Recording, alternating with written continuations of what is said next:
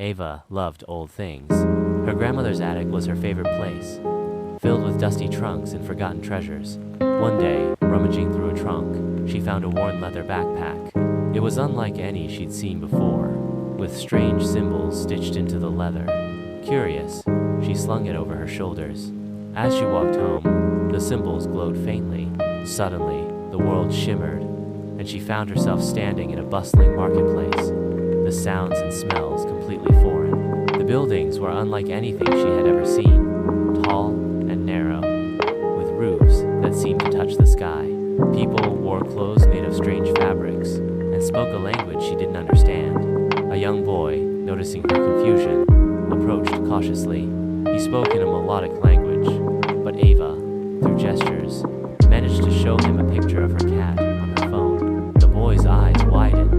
He pointed to a specific building, then to a symbol on Ava's backpack, mimicking the glowing she'd seen earlier. Ava realized that the backpack was a time machine, and the symbols were some sort of navigational tool. Following the boy's directions, she found an ancient library filled with scrolls and books. She spent hours exploring, fascinated by the knowledge. The boy, whose name she learned was Leo, shared stories of his time, explaining the symbols on the backpack were coordinates for different time periods.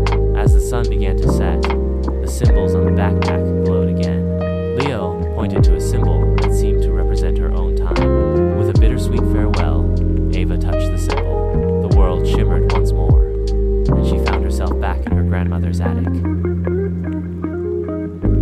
the backpack lying innocently beside her. The experience had changed her.